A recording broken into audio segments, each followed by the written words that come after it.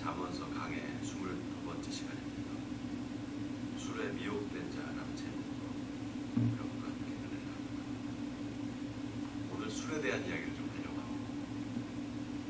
술을 마시는 게 죄냐 아니냐 논란이 많습니다. 여러분 어때요? 술 마시는 게 죄일까요 아닐까요? 죄일까요 아닐까요? 성경에 술 마시지 말라는 말이 있을까요 없을까요? 잘 모르겠어요. 네? 만나니? 없어요? 술 마시지 말라는 말이 없어요? 있어요. 있습니다. 잠언서 23장 31절에 이런 말씀이 있습니다. 포도주는 붉고 잔에서 번쩍이며 순하게 내려가나니 너는 그것을 보지도 말지. 야, 이거 뭐 보지도 말래요. 마시지도 말라는 게 아니라 아예 보지도 말라는. 이거 뭐 예수 믿으면 포도주 한 잔 마시는 것도 이거 안 되겠네. 그런 생각이 들죠. 그런데 여러분, 저 미국에 어느 교회에 가서 예배드리기 전에 성도들이 다 맥주 500cc 한 잔씩 한다는 거예요. 네? 농담이 아니고 진짜로.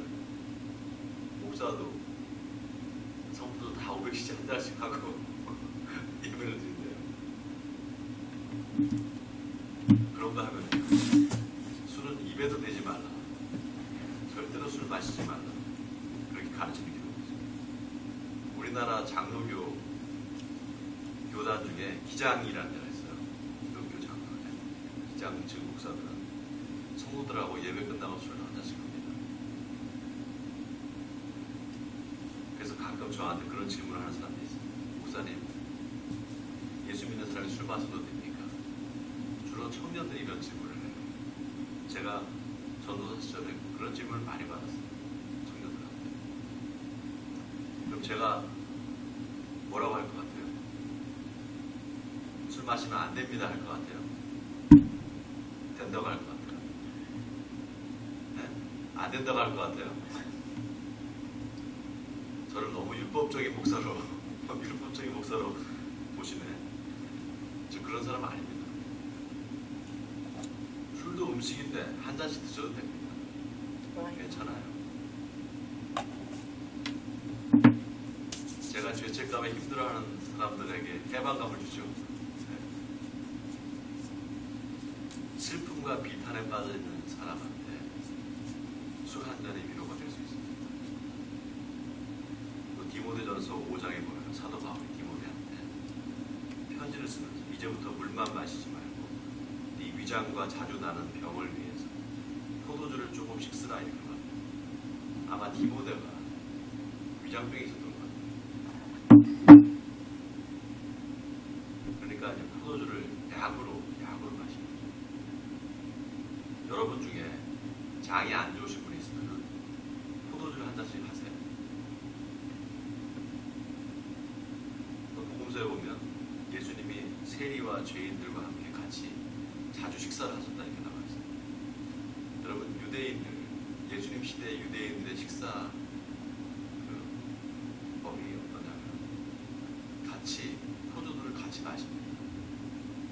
포도주를 물처럼 이렇게 음료수처럼 이렇게 마셨어요. 그러니까 예수님도 분명히 포도주를 드셨을 겁니다. 어쩌면 예수님이 술을 아주 잘 마셨을 수도 있어요. 왜냐하면 성경에 보면 유대인들이 예수님을 음식을 탐하고 포도주를 즐기는 데다 이렇게 이야기를 합니다. 그렇게 소문이 났다는 거예요. 예수님의 소문. 영어로 와인 비버. 이게 직역을 하면은요, 술고래예요, 술고래. 예수님도 술 드셨는데 뭐 믿는 사람이 술 마셔도 되지 않느냐? 마셔도 돼요. 다만 절제할 수 있느냐 없느냐 그게 문제예요. 자, 오늘 본문에 솔로몬이 뭐라고 합니까?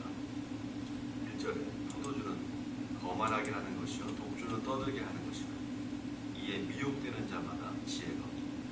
자, 여기 미혹되는 자마다 여기 밑줄 치세요. 미혹된다.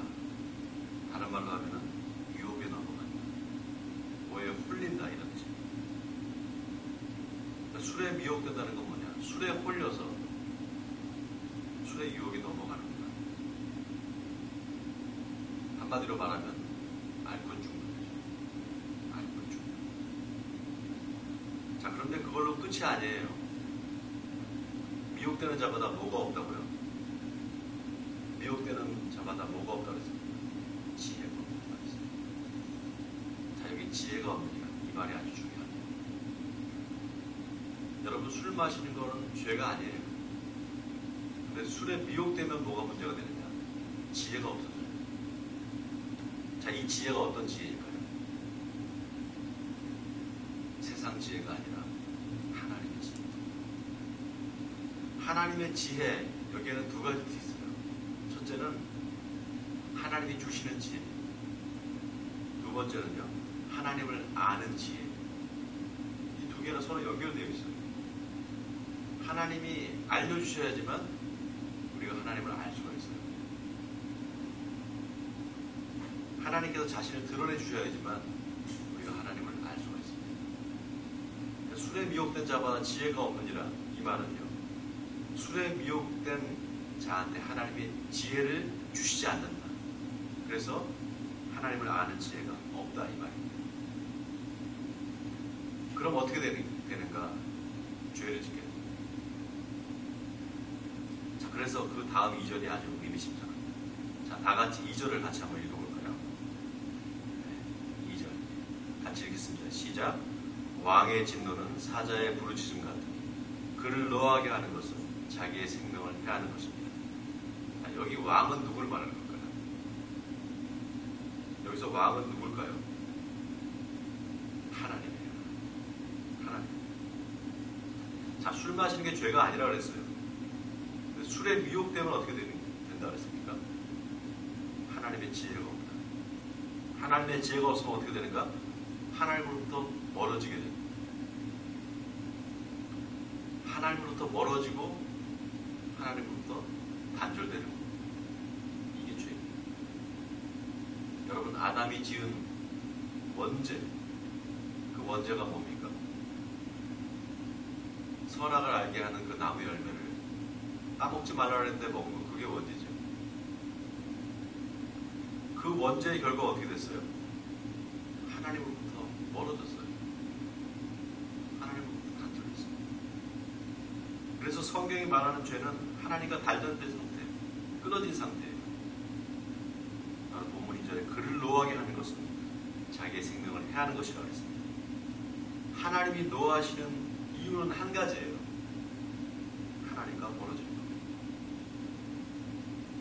그럼 왜 술에 미혹되면 하나님이 노하시는가? 왜 화를 내시는가? 여러분, 이 술이라는 게 한 잔이 두 잔이 되고, 두 잔이 석 잔이 되고, 나중에 내가 술을 마시는 게 아니라 어떻게 해요? 술이 나를 마셔요. 더 가면 어떻게 되느냐? 술이 술을 마시게 돼요. 술이 술을 마신다. 술과 내가 하나가 되는 거예요. 술과 내가 하나가 되는 거예요. 하나님과 내가 하나가 되는 게 아니라 술과 하나가 되는 거예요. 제가 이거 한자로 한번 만들어 봤는데 주아일체. 술과 내가 하나가 되는 거예요.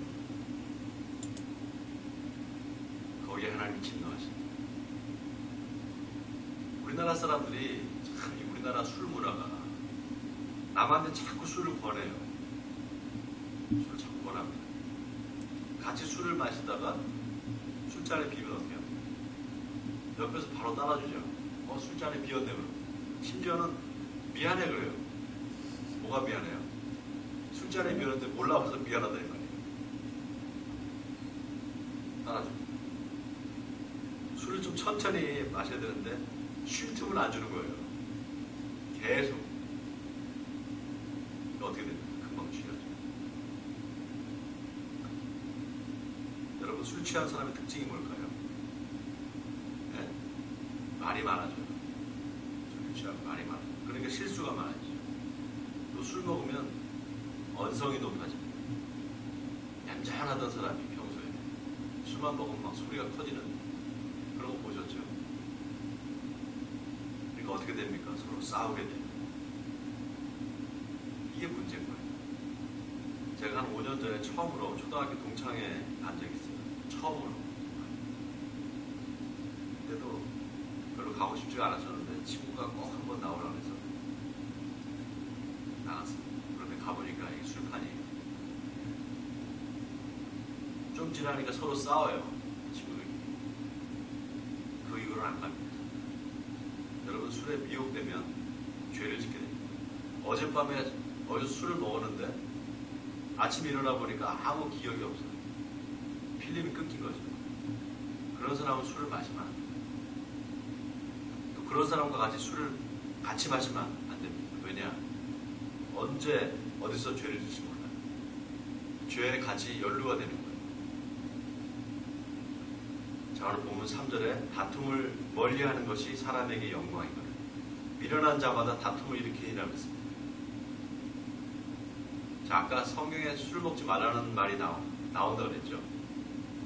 포도주는 붉고 잔에서 번쩍이며 순하게 내려가나니 너는 그것을 보지도 말지니라.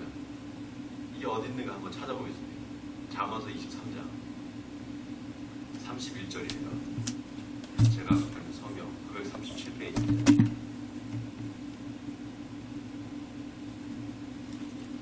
자, 31절 보세요.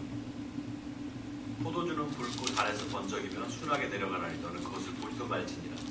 자, 그 바로 앞에 29절 한번 우리 다시 읽어볼까요? 29절 30절. 자, 시작. 재앙이 누게 있느뇨? 근심이 누게 있느뇨? 분쟁이 누게 있느뇨? 원망이 누게 있느뇨? 까닭 없는 상처가 누게 있느뇨? 붉은 눈이 누게 있느뇨? 술에 잠긴 자에게 있고 혼합한 술을 구하러 다니는 자에게 있느니라. 자, 재앙, 근심, 분쟁, 원망. 술에 미혹된 사람들의 삶의 모습, 삶의 특징이에요. 까닭 없는 상처. 어디서 넘어졌는지 아니면 싸웠는지 몸에 상처가 나는데 이게 어디서 이랬지 모른다는 거예요. 결국 어떻게 되는가? 그렇게 술에 잠겨서 술에 헤어나지 못하는 사람 어떻게 되는가? 자, 32절부터 마지막 35절까지 같이 읽겠습니다. 시작. 그것이 마침내 뱀같이 물 것이며 독사같이 쏠 것이며 또 내 눈에는 괴이한 것이 보일 것이며 내 마음은 부러짐만을 할 것이며 너는 바다 가운데에 누운 자 같을 것이요 돛대 위에 누운 자 같을 것이며 내가 스스로 말하기를 사람이 나를 때려도 나는 아프지 아니하고 나를 상하게 하여도 내게 감각이 없다. 내가 언제나 깰까 다시 술을 참겠다 하리라. 자, 때려도 아프지 않고 상하게 해도 감각이 없다. 어떤 상태일까요? 몸이 망가진 상태일 거예요. 건강에 문제가 생깁니다. 여러분, 술을 마시는 것 그 자체가 죄는 아닙니다. 그러나 술에 미혹되는 거 이건 죄예요. 왜냐하면 하나님이 주신 생명을 죽이기 때문에 그렇습니다. 생명에 문제가 생기기 때문에. 하나님이 아담한테 동산에 있는 모든 실과는 다 먹어도 좋은데 중앙에 있는 선악과는 먹지 말라. 먹는다는 죽으려고 했죠. 근데 아담이 그거를 먹는 거예요. 그래서 원죄는요, 원죄. 죽을 수밖에 없는 죄예요. 죽을 수밖에 없는 죄. 그 원죄의 본질은 뭐냐? 자기 생명을 스스로 죽이는 겁니다. 내가 이거 먹으면 죽는데 알면서 먹는 거예요. 자살행위를 하는 거죠. 이게 원죄의 본질이에요.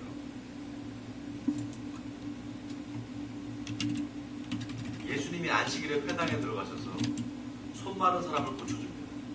그러니까 유대인들이 예수님을 고발하려고 안식일에 무슨 짓을 하나 고발하려고 가만히 보고 있는 거예요. 예의주시에서. 그때 예수님께서 사람들의 그 완악한 마음을 아시고 이렇게 말씀하세요. 안식일에 선을 행하는 것과 악을 행하는 것, 생명을 구하는 것과 죽이는 것, 어느 것이 옳으냐? 여러분, 이 말씀이 무슨 말입니까? 생명을 살리는 게 선이고 생명을 죽이는 게 아니라는 거예요. 술을 사면 술병에 뭐라고 적혀있냐면 지나친 음주는 간 경화나 간암, 위암을 일으키고 뇌졸중, 기형적 손상이나 치매를 유발합니다. 경고문이 쓰여져 있어요. 사람들이 그걸 보면서 술을 사서 마신단 말이죠. 원죄죠. 먹으면 죽는데 계속 지나치게 먹으면 결국 건강을 해치고 생명을 잃게 되는데 알면서 먹고 자살행위. 이거 원죄. 아담만 원죄를 진 게 아니라 다 원죄를 지고 있다.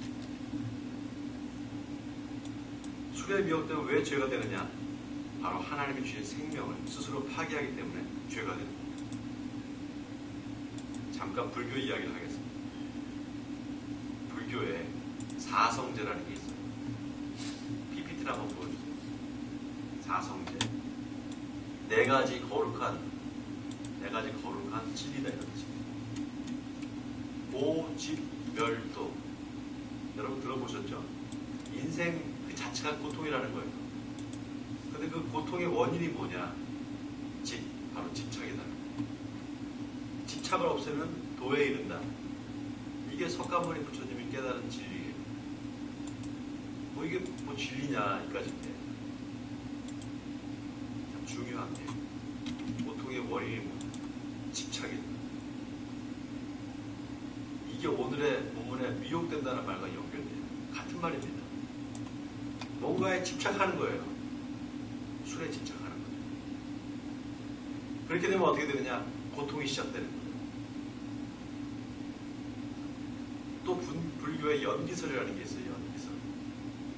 연기라는 게 뭐냐? 이게 뭐 불태우면 나는 연기가 연기냐? 그게 아니고요. 이게 생기면 저게 생기고 이게 없어지면 저게 없어진다. 모든 게 원인과 결과로 서로 연결되어 있는 거. 그걸 연기라고 합니다. 연기가 12개 연기가 있어요. 12연기. 12연기라고 하는데 맨 앞에 보세요. 맨 앞에 뭡니까? 무명이에요. 없을 무에 밝음이 없다. 밝음이 없다. 이 뜻이죠. 깨달음이 없는 상태, 무지의 상태를 무명이라고 합니다. 그 무명에서부터 시작해서 행, 식, 명색, 육처, 촉수, 애, 취, 유, 생, 노사 이렇게 12개가 있어요. 한자어를 아시는 분들은 조금 이해가 될 수도 있는데 어렵죠? 그런데 제일 앞에가 무명이고 그 맨 끝에가 뭡니까? 노사죠. 노사. 늙고 죽는 거. 가운데 병이 하나 빠졌어요. 노병사. 늙고 병들고 죽는 거. 자, 그러면 늙고 병들고 죽는 거의 원인은 뭐냐? 연기라는 게 서로 원인과 결과로 돼 있다고 그러잖아요. 그 원인이 뭡니까? 바로 앞에 뭐가 있어요? 생이 있어요. 생. 그래서 생노병사입니다. 태어나면 늙고 병들고 결국 죽는다는 거예요. 태어나는 게 원인인 거예요. 죽는 게 결과입니다. 그러면 이 생이라는 게 애가 응애 태어나는 거. 제가 얼마 전에 작은 사람들이가 됐는데 조카가 아들 낳았어. 그렇게 애가 태어나는 거 그게 생이냐? 그것도 생이죠. 그것만이 생이 아니에요. 그거가 말하는 생. 마음의 생각이 일어나는 거. 이게 생입니다. 조금 더 자세히 말하면 마음의 집착이 일어나는 거. 이게 생입니다. 그 생이 노사의 원인이자 고통의 원인입니다. 마음의 생각이 뭡니까? 마음의 생각이라는 게 어떻게 일어나죠? 분별심에서 일어나요. 분별심. 분별심에서 집착이 생기는 거예요.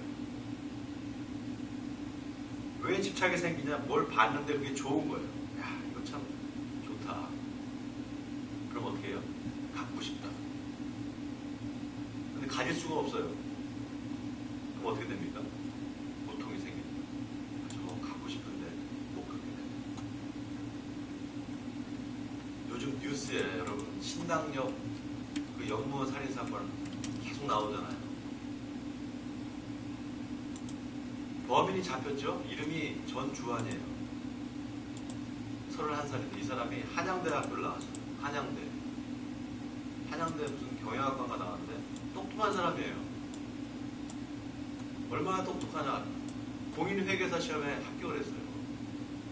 여러분, 공인회계사 시험 그게 쉽지가 않아요. 국가고시인데 굉장히 사법고시만큼 어려운 겁니다. 거기 합격을 했어요. 굉장히 우수한 젊은이들, 똑똑하고. 그런데 입사 동기생을 봤는데 여자애 그냥 한눈에 반해버린 거예요. 그래서 사랑한다, 좋아한다, 구애를 했는데 거절을 당한 거예요. 그러니까 어떻게 해요? 이 여자랑 좀 사귀고 싶은데 거절을 당하니까 스토킹을 합니다. 결국 어떻게 했어요? 결국 죽였어요. 여러분, 이게 사랑이 아니라 집착이다 이렇게 말하잖아요. 그죠? 사랑이 아니라 집착이다. 그런데 여러분, 사랑이라는 게 사랑하면 갖고 싶어집니다. 애하면 취하게 돼요. 바로 앞에 보면 애가 나와요. 12년 애, 취 나와요. 애, 취, 유, 생 이렇게 돼요. 애하면 취하게 돼요. 그러면 유가 생겨요. 뭐가 이게 마음이 하나 올라오는 거예요, 이게.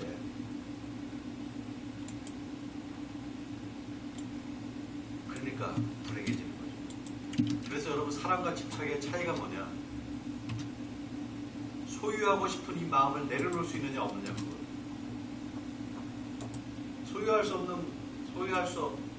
소유하고 싶은 이 마음, 이걸 내려놓으면 사랑이 돼요.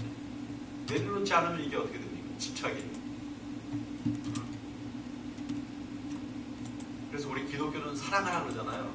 사랑하라. 근데 불교는 사랑하지 말라 그래요.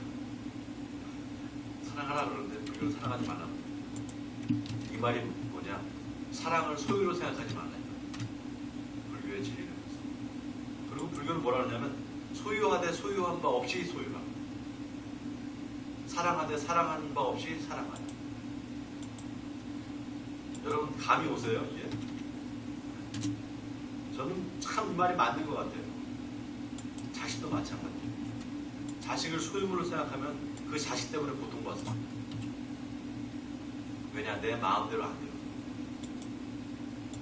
자식이 공부를 좀 잘하면 좋겠어요. 근데 잘 못해. 그럼 어떻게 됩니까? 야, 네 친구 걔 아무개는 공부를 이렇게 잘하는데 너는 왜 이렇게 공부를 못하냐? 왜 이렇게 공부를 안 하냐? 열심히 안 하냐?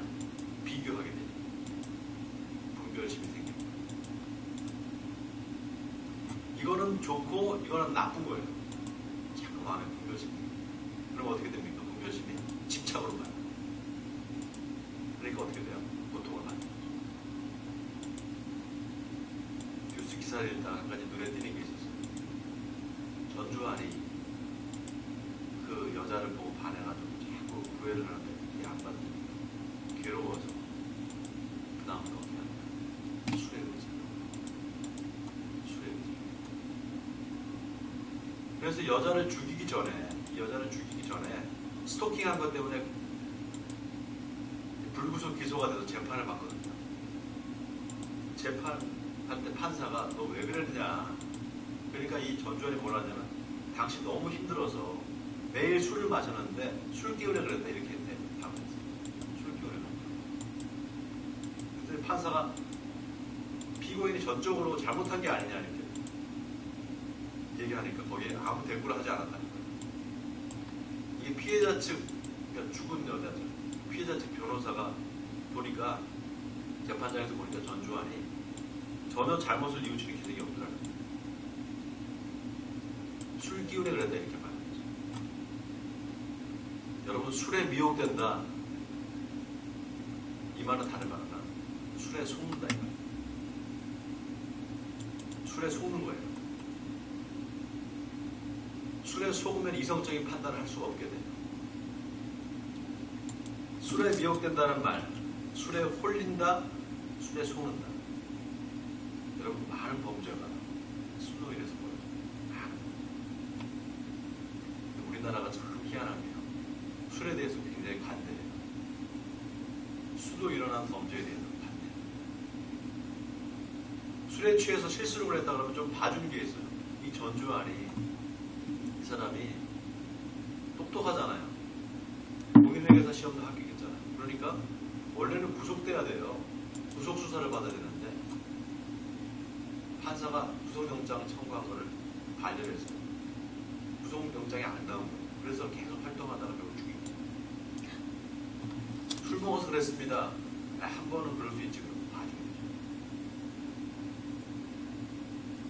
그러다 보니까 어떻게 됩니까? 우리 한국 사회가 술에 취해서 실수를 했다면 봐주고, 그러니까 점점 죄를 짓는데 담대해진다. 사랑하는 성도 여러분, 고린도전서 6장에서 사도 바울, 불의한 자가 하나님의 나라를 유혹으로 받지 못할 줄을 알지 못하는, 미혹을 받지 말라.